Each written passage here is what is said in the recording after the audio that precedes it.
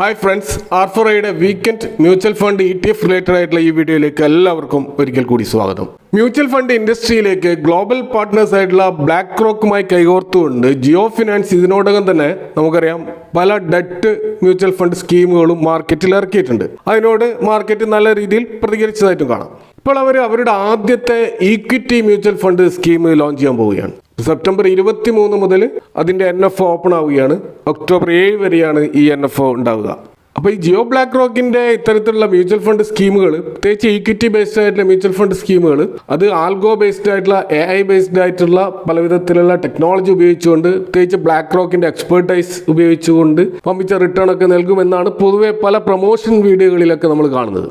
എന്നാൽ ഇവിടെ നമ്മൾ ഈ വീഡിയോയിൽ ഈ ഫ്ലെക്സി ക്യാപ് ഫണ്ട് എന്താണെന്നും അത് ആർക്കാണ് യോജിക്കുന്നതെന്നും അതുപോലെ ബെസ്റ്റ് ഫ്ലെക്സി ക്യാപ് ഫണ്ട് എങ്ങനെ തിരഞ്ഞെടുക്കുമെന്നൊക്കെയാണ് നമ്മൾ ചർച്ച ചെയ്യുന്നത്. അപ്പോൾ ഈ ഫ്ലെക്സി ക്യാപ് ഫണ്ട് എന്ന് പറയുന്ന ഈ ഒരു കാറ്റഗറി സെബി ഇൻട്രൊഡ്യൂസ് ചെയ്യുന്നത് 2020 നവംബർ 8 എന്നാൽ അതിന് മുമ്പ് ഇവിടെ ഫ്ലെക്സി ക്യാപ് ഉണ്ടോ എന്ന് ചോദിച്ചാൽ തീർച്ചയായും ഉണ്ടായിരുന്നു. മൾട്ടി ക്യാപ് ഫണ്ട് എന്ന പേരിലായിരുന്നു അന്ന് അത് ഉണ്ടായിരുന്നത്. ഇപ്പോൾ സെബി 2020 മൾട്ടി ക്യാപ് ഫണ്ടുകൾ നടത്തുന്ന AMCകളോട് ആവശ്യപ്പെട്ടത് അവരൊന്നുകിലും മൾട്ടി ക്യാപ് ഫണ്ടായിട്ട് തുടരുക, അതല്ലെങ്കിൽ ഫ്ലെക്സി ക്യാപ് ഫണ്ടായിട്ട് മാറുക എന്നുള്ളതാണ്. അപ്പോൾ മൾട്ടി ക്യാപ് ഫണ്ടായിട്ടാണ് അവർ തുടരുന്നതെങ്കിൽ 25% ലാർജ് ക്യാപ്പിലും 25% മിഡ് ക്യാപ്പിലും 25% സ്മോൾ ക്യാപ്പിലും നിർബന്ധമായിട്ടും എക്സ്പോഷർ നടത്തിക്കൊണ്ടായിരിക്കണം അവർ മൾട്ടി ക്യാപ് ഫണ്ട് ഹാൻഡിൽ ചെയ്യേണ്ടത്. അപ്പോൾ ഇങ്ങനെ ഒരു ഓപ്ഷൻ നൽകിയത് കൊണ്ട് തന്നെ ഭൂരിഭാഗം AMCകളും പഴയ മൾട്ടി ക്യാപ് ഫണ്ട് ഉപേക്ഷിച്ചുകൊണ്ട് അവർ ഫ്ലെക്സി ക്യാപ് ഫണ്ടിലേക്ക് മാറുകയാണ് ഉണ്ടായത്. അപ്പോൾ ഈ പേര് സൂചിപ്പിക്കുന്നത് പോലെ തന്നെ ഫ്ലെക്സി ക്യാപ് മ്യൂച്വൽ ഫണ്ട് വളരെയധികം ഫ്ലെക്സിബിലിറ്റി ഉള്ള ഒരു ഇൻവെസ്റ്റ്മെന്റ് സ്ട്രാറ്റജിയാണ്. അത് എല്ലാ മാർക്കറ്റ് ക്യാപിറ്റലൈസേഷൻ ഫണ്ടുകളിലും, അതായത് ലാർജ് ക്യാപ്പ് ആയാലും മിഡ് ക്യാപ്പ് ആയാലും സ്മോൾ ക്യാപ്പ് ആയാലും, അതിലൊക്കെ ഫണ്ട് മാനേജറുടെ ഡിസ്ക്രിപ്ഷൻ അനുസരിച്ചിട്ട് അതിൽ ഇൻവെസ്റ്റ് ചെയ്യാൻ പറ്റും. അപ്പോൾ അവിടെ സെബി നിഷ്കർഷിച്ചിരിക്കുന്ന ഒരേ ഒരു നിർബന്ധം എന്ന് പറയുന്നത് 65% അത് ഈക്വിറ്റി ഫണ്ടുകളിൽ തന്നെ നിക്ഷേപിക്കണമെന്ന് മാത്രമാണ്.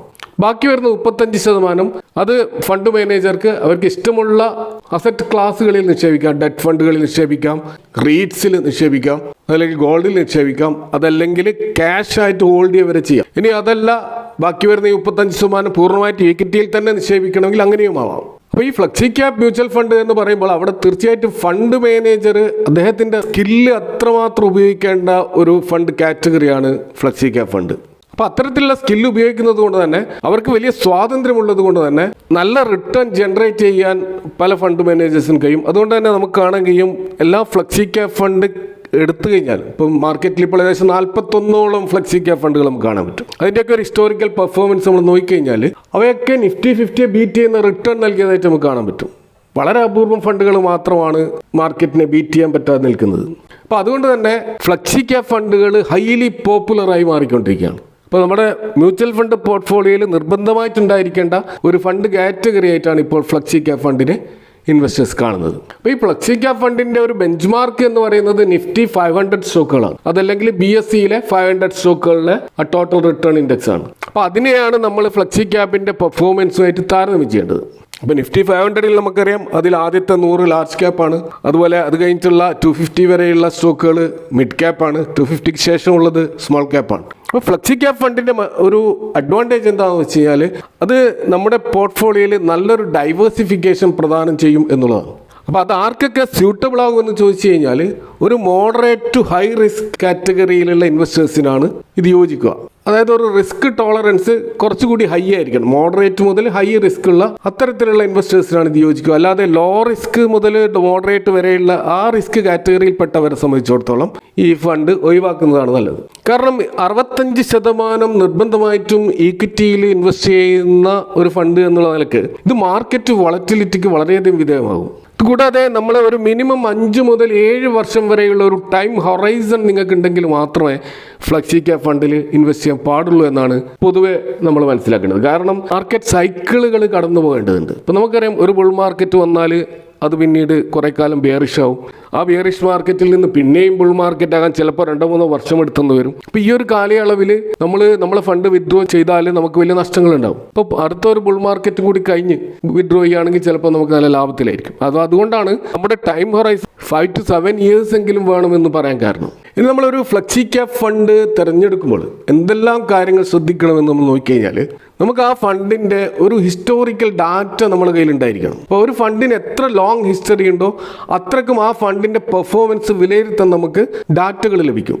എന്നാൽ ഒരു പുതിയ ഒരു ഫണ്ടാണെങ്കിൽ അതിൻ്റെ പെർഫോമൻസ് ട്രാക്ക് ചെയ്യാൻ നമ്മുടെ കയ്യിൽ യാതൊരു ഡാറ്റയും അവൈലബിൾ അല്ല.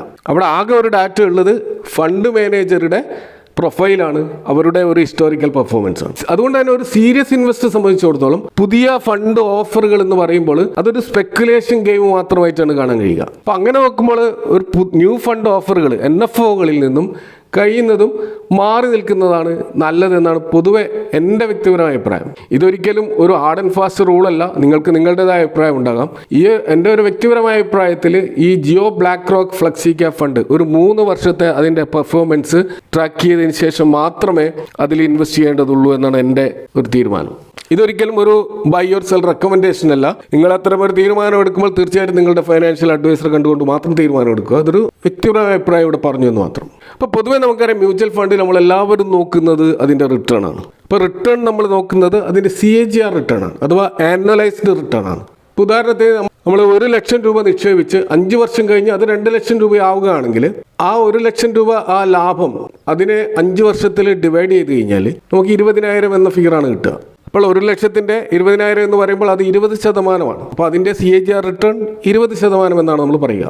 അപ്പോൾ ഇത്തരത്തിൽ മ്യൂച്വൽ ഫണ്ടുകളുടെ 10 ഇയേഴ്സിൻ്റെയും 5 ഇയേഴ്സിൻ്റെയും 3 ഇയേഴ്സിൻ്റെയും ഒക്കെ CAGR റിട്ടേൺ എത്രത്തോളം വരുന്നുണ്ട് എന്നതിൻ്റെ അടിസ്ഥാനത്തിൽ നമുക്ക് ലോങ് ടേമിലും ഷോർട്ട് ടേമിലും ആ ഫണ്ടുകൾ എത്രമാത്രം പെർഫോം ചെയ്യുന്നുണ്ട് എന്ന് മനസ്സിലാക്കാൻ കഴിയും. അപ്പോൾ അങ്ങനെ 41ഓളം മ്യൂച്വൽ ഫണ്ട് സ്കീമുകളെ നമ്മൾ ഈ രീതിയിൽ 10 ഇയേഴ്സിൻ്റെ ഒരു ടൈം ഫ്രെയിമിൽ നോക്കുകയാണെങ്കിൽ ഏറ്റവും ടോപ്പ് റിട്ടേൺ നൽകിയ ഫണ്ടുകൾ നമ്മൾ കാണുന്നത്, ഒന്നാമതായി കാണുന്നത് ക്വാണ്ട് ഫ്ലെക്സി ക്യാപ് ഫണ്ടാണ്. ഇത് 20.5% റിട്ടേൺ നൽകി.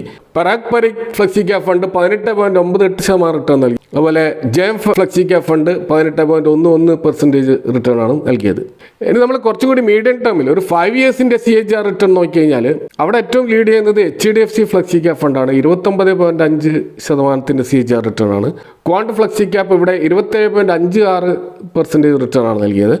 അതുപോലെ JM 27.04 റിട്ടേൺ ആണ് നൽകിയത്. ഇനി നമ്മൾ കുറച്ചും കൂടി ഷോർട്ടർ പീരീഡിലേക്ക് വന്നാൽ 3 ഇയേഴ്സിൻ്റെ CAGR റിട്ടേൺ നോക്കിക്കഴിഞ്ഞാൽ ഇൻവെസ്കോ ഇന്ത്യയാണ് ഏറ്റവും നല്ല പെർഫോമൻസ് നടത്തിയത്. 24.23% റിട്ടേൺ 3 ഇയർ CAGR ആയിട്ട് അവർ നൽകിയിട്ടുണ്ട്. അതുപോലെ JM ഫ്ലെക്സി ക്യാപ് ഫണ്ട് 23.05% ആണ്. അതുപോലെ Motilal Oswal flexi cap fund 22.96% return നൽകിയതായിട്ട് നമുക്ക് കാണാം. എന്നാൽ നമുക്കറിയാം നമ്മൾ ഒരു മ്യൂച്വൽ ഫണ്ട് സെലക്ട് ചെയ്യുമ്പോൾ അതിൻ്റെ റിട്ടേൺ മാത്രം പരിഗണിച്ചുകൊണ്ട് പൊതുവേ നമ്മൾ ഇൻവെസ്റ്റ്മെൻറ്റ് ചെയ്യാറില്ല. മറ്റ് പാരാമീറ്റേഴ്സ് നമ്മൾ നോക്കാറുണ്ട്. അപ്പോൾ ഇവിടെ മറ്റൊരു പാരാമീറ്റർ നമ്മൾ നോക്കുന്നത് ക്രിസിൽ റേറ്റിംഗ് ആണ്. ഇന്ത്യയുടെ സാമ്പത്തിക ആവാസ വ്യവസ്ഥയിൽ ഈ ക്രിസിൽ റേറ്റിങ്ങിന് പൊതുവെ വളരെ വിശ്വസനീയമായിട്ടുള്ള ഒരു റേറ്റിംഗ് ആയിട്ടാണ് കണക്കാക്കപ്പെടുന്നത്. അപ്പോൾ വ്യക്തിഗത നിക്ഷേപകർ മാത്രമല്ല, ബാങ്കുകൾ, റെഗുലേറ്ററി ഏജൻസികൾ, അതുപോലെ മ്യൂച്വൽ ഫണ്ട് പോലെയുള്ള വലിയ സ്ഥാപനങ്ങൾ അവരുടെയൊക്കെ ക്രെഡിറ്റ് റിസ്ക് വിലയിരുത്താൻ ഉപയോഗിക്കുന്നത് ഈ ക്രിസിൽ റേറ്റിംഗ് ആണ്. അതുകൊണ്ട് തന്നെ ക്രിസിൽ റേറ്റിംഗ് ഒരു മ്യൂച്വൽ ഫണ്ടിൽ കിട്ടുക എന്ന് പറയുന്നത് വളരെയധികം ഇൻട്രസ്റ്റിംഗ് ആയിട്ടുള്ള ഒരു കാര്യമാണ്. അപ്പോൾ ക്രിസിൽ റേറ്റിംഗിൽ അവർ ഏറ്റവും മാക്സിമം പോയിന്റ് ലഭിക്കുന്നത് 5 പോയിന്റ് ആണ്, അല്ലെങ്കിൽ 5 സ്റ്റാർ റേറ്റിംഗ് ആണ്. ആ രീതിയിൽ നോക്കുമ്പോൾ അത്തരത്തിലുള്ള 5 പോയിന്റ് റേറ്റിംഗ് കിട്ടിയിട്ടുള്ള ടോപ്പ് 3 മ്യൂച്വൽ ഫണ്ട് നമ്മൾ നോക്കുകയാണെങ്കിൽ ഒന്നാം സ്ഥാനത്ത് നിൽക്കുന്നത് പരാഗ് പരീഖ് ഫ്ലെക്സി ക്യാപ് ഫണ്ടാണ്. രണ്ടാമതായിട്ട് മോട്ടിലാൽ ഒസ്വാൾ ആണ്. മൂന്നാമതായിട്ട് ഇൻവെസ്കോ ഇന്ത്യ ആണ്. ഇനി നമ്മളൊരു മ്യൂച്വൽ ഫണ്ടിൽ നമ്മൾ നോക്കുന്ന മറ്റൊരു കാര്യമാണ് അതിൻ്റെ AUM എന്ന് പറയുന്നത്, അഥവാ അസറ്റ് അണ്ടർ മാനേജ്മെൻറ്റ്. അപ്പോൾ ഒരു ഹൈ AUM ഉള്ള ഒരു ഫണ്ട് അത് നല്ല പെർഫോം ചെയ്യുന്ന ഫണ്ട് ആണ് എന്ന് നമുക്ക് വിലയിരുത്താൻ കഴിയില്ല. പക്ഷേ ആ ഫണ്ടിൻ്റെ പോപ്പുലാരിറ്റിയാണ് അത് വ്യക്തമാക്കുന്നത്. കാരണം അത്രയധികം ഇൻവെസ്റ്റേഴ്സ് ആ ഒരു ഫണ്ടിൽ ഇൻവെസ്റ്റ് ചെയ്യുന്നുണ്ട് എന്നുള്ളത്. അപ്പോൾ അങ്ങനെ നോക്കുമ്പോൾ ഏറ്റവും അധികം അസറ്റ് അണ്ടർ മാനേജ്മെൻ്റ് ഉള്ള ടോപ്പ് 3 ഫണ്ടുകൾ നോക്കുകയാണെങ്കിൽ ഒന്നാം സ്ഥാനത്ത് കാണുന്നത് പരാഗ് പരീഖ് ഫ്ലെക്സി ക്യാപ് ഫണ്ടും, രണ്ടാം സ്ഥാനത്ത് HDFC ഫ്ലെക്സി ക്യാപ് ഫണ്ടും, മൂന്നാം സ്ഥാനത്ത് കൊഡാക് ഫ്ലെക്സി ക്യാപ് ഫണ്ടുമാണ്. അപ്പോൾ ഇത്തരത്തിലുള്ള റിട്ടേണും സ്റ്റാർ റേറ്റിംഗും അതുപോലെ തന്നെ AUM മാത്രം പരിഗണിച്ചുകൊണ്ടല്ല നമ്മൾ പൊതുവെ ഇൻവെസ്റ്റ് ചെയ്യുന്നത്. ഇവിടെ മറ്റൊരു പ്രധാനപ്പെട്ട കാര്യം നമ്മൾ മ്യൂച്വൽ ഫണ്ട് ഇൻവെസ്റ്റ് ചെയ്യുമ്പോൾ ശ്രദ്ധിക്കേണ്ടത് അതാണ് അതിൻ്റെ റിസ്ക് റേഷ്യോകൾ. ഇത്രമാത്രം റിസ്ക് ആ ഫണ്ടിലുണ്ട് എന്നുള്ളതാണ്. അപ്പോൾ അത്തരത്തിൽ നോക്കുമ്പോൾ നമ്മൾ നോക്കുന്ന ഒരു റേഷ്യോ ആണ് ആൽഫ എന്ന് പറയുന്ന റേഷ്യോ. ഇതിനെ ജെൻസൺസ് ആൽഫ എന്നുകൂടി പറയാറുണ്ട്. ഒരു മ്യൂച്വൽ ഫണ്ടിൻ്റെ റിട്ടേൺ അതിൻ്റെ ആക്ച്വൽ റിട്ടേൺ എക്സ്പെക്റ്റേഷനുമായിട്ട് എത്രമാത്രം പെർഫോമൻസ് വരുന്നുണ്ട് എന്നാണ് ഈ ഒരു ആൽഫ സൂചിപ്പിക്കുന്നത്. അത് അതിൻ്റെ ബെഞ്ച് മാർക്കുമായിട്ട് എത്രമാത്രം ഹയർ റിട്ടേൺ നൽകുന്നുണ്ട് എന്നുള്ളതാണ് ഇത് സൂചിപ്പിക്കുന്നത്. അങ്ങനെ നോക്കുമ്പോൾ ഇവിടെ ഏറ്റവും അധികം ആൽഫ ക്രിയേറ്റ് ചെയ്ത ടോപ്പ് 3 ഫണ്ടുകൾ നോക്കുകയാണെങ്കിൽ ഒന്ന് ITI ഫ്ലെക്സി ക്യാപ് ഫണ്ടാണ്. അതിൻ്റെ 9.25 ആണ് ആൽഫ വാല്യൂ. അതുപോലെ രണ്ടാമതായി കാണുന്നത് പരാഗ് പരീഖ് ഫ്ലെക്സി ക്യാപ് ഫണ്ടാണ്. അതിൻ്റെ ആൽഫ 8.28 ആണ്. മൂന്നാമതായിട്ട് HDFCയുടേതാണ്. അതിൻ്റെ ആൽഫ 8.19 ആണ്. ഇതേപോലെ മറ്റൊരു പ്രധാനപ്പെട്ട ഒരു റിസ്ക് റേഷ്യോ ആണ് ബീറ്റ എന്ന് പറയുന്നത്. ഇത് മാർക്കറ്റ് വളറ്റിലിറ്റിയുമായിട്ട് റിലേറ്റ് ചെയ്തുകൊണ്ടുള്ള ഒരു റേഷ്യോ ആണ്. അതായത് മാർക്കറ്റ് താഴോട്ടേക്ക് പോകുമ്പോൾ ഈ മ്യൂച്വൽ ഫണ്ട് എത്രമാത്രം താഴോട്ടേക്ക് പോകുന്നുണ്ട് എന്നാണ് അത് സൂചിപ്പിക്കുന്നത്. അപ്പോൾ ഈ ബീറ്റ വാല്യൂ എത്ര കുറയുന്നോ അത്രക്കും ആ ഫണ്ട് നല്ലതാണ് എന്നാണ് പൊതുവെ വിലയിരുത്തുന്നത്. അപ്പോൾ ഇവിടെ അങ്ങനെ നോക്കുമ്പോൾ ടോപ്പ് 3 ഫണ്ടുകളിൽ നമ്മൾ കാണുന്നത് പരാഗ് പരീഖ് ഫ്ലെക്സി ക്യാപ് ആണ്. ഒന്നാമതായിട്ട് കാണുന്നത് 0.64%. അപ്പോൾ UTI ഫ്ലെക്സി ക്യാപ്പിൻ്റെ ബീറ്റ എന്ന് പറയുന്നത് 0.78 ആണ്.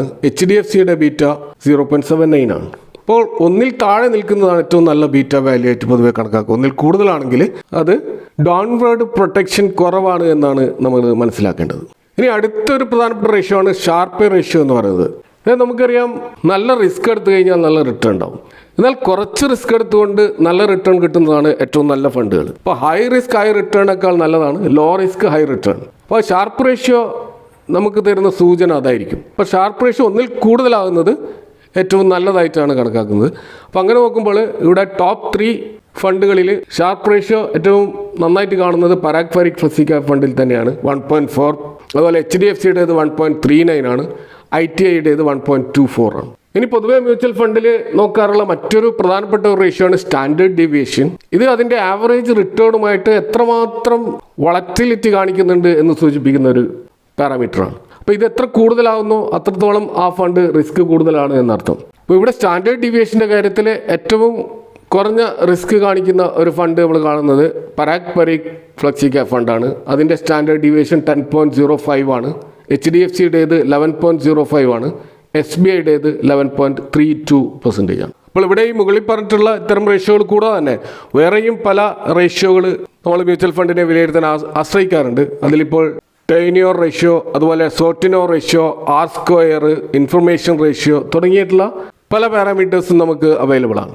ഈ 41 മ്യൂച്വൽ ഫണ്ടുകളിൽ നമ്മളിവിടെ പരാമർശിക്കാത്ത പാരാമീറ്റേഴ്സൊക്കെ അതിൻ്റെ വാല്യൂ ഒക്കെ നമ്മൾ കണക്കൂട്ടുമ്പോൾ ഈ വീഡിയോ ലെങ്ത് കൂടുന്നതുകൊണ്ട് ഞാനിവിടെ നിർത്തുകയാണ്. അപ്പോൾ ഒരു കൺക്ലൂഷനായിട്ട് നമുക്ക് മനസ്സിലാക്കാൻ കഴിയുന്നത് നമ്മൾ ഒരു മ്യൂച്വൽ ഫണ്ടിൽ ഇൻവെസ്റ്റ് ചെയ്യുമ്പോൾ അവിടെ നമ്മൾ റിട്ടേൺ മാത്രമാണ് പോയിന്റ് ചെയ്യുന്നതെങ്കിൽ, അല്ലെങ്കിൽ നിങ്ങൾ ഹൈ റിസ്ക് എടുക്കാൻ താല്പര്യമുള്ള വ്യക്തിയാണെങ്കിൽ, മറ്റ് ഡൗൺവേർഡ് പ്രൊട്ടക്ഷനോ അല്ലെങ്കിൽ മാർക്കറ്റ് ക്രാഷ് ആവുന്നതിൽ ഭയമോ ഇല്ലാത്ത ഒരാളാണെങ്കിൽ നിങ്ങൾ തീർച്ചയായിട്ടും ഫണ്ടിൻ്റെ റിട്ടേൺ ആണ് ഏറ്റവും ആദ്യം നോക്കുന്നത്. അങ്ങനെ നോക്കുമ്പോൾ ക്വാണ്ട് ഫ്ലെക്സി ക്യാപ് ഫണ്ടും അതുപോലെ JM ഫ്ലെക്സി ക്യാപ് ഫണ്ടും നല്ല ഓപ്ഷനാണ്. എന്നാൽ നിങ്ങൾ കുറച്ചും കൂടി ബാലൻസ്ഡ് ആയിട്ടുള്ള റിസ്ക് കുറഞ്ഞ ഡൗൺവേർഡ് പ്രൊട്ടക്ഷൻ കൂടിയ ഒരു മോഡറേറ്റ് റിസ്ക് അപ്പിറ്റൈറ്റ് ഉള്ള ഒരാളാണെങ്കിൽ നിങ്ങൾക്ക് പരാഗ് പരീഖ് ഫ്ലെക്സി ക്യാപ് ഫണ്ടും HDFC ഫ്ലെക്സി ക്യാപ് ഫണ്ടും അനുയോജ്യമായ ഫണ്ടുകളാണ്. എങ്കിൽ പോലും ഇവിടെ ഞാൻ പരാമർശിച്ചത് ഒരിക്കലും ഒരു ബൈ ഓർ സെൽ റെക്കമെൻഡേഷൻ അല്ല. ഫിനാൻഷ്യൽ അഡ്വൈസേഴ്സിനെ കൺസൾട്ട് ചെയ്തുകൊണ്ട് നിങ്ങളുടെ ഗോള്, നിങ്ങളുടെ ടൈം ഹൊറൈസൺ, ഇങ്ങനെയുള്ള കുറേ കാര്യങ്ങൾ പരിഗണിച്ചുകൊണ്ടാണ് നമ്മൾ മ്യൂച്വൽ ഫണ്ടിൽ ഇൻവെസ്റ്റ് ചെയ്യുന്നത്. അപ്പോൾ ഈ വിഷയങ്ങളുമായി ബന്ധപ്പെട്ട നിങ്ങളുടെ അഭിപ്രായങ്ങൾ കമൻറ്റുകൾ അറിയിക്കുക. Thank for watching. See you next time with another video.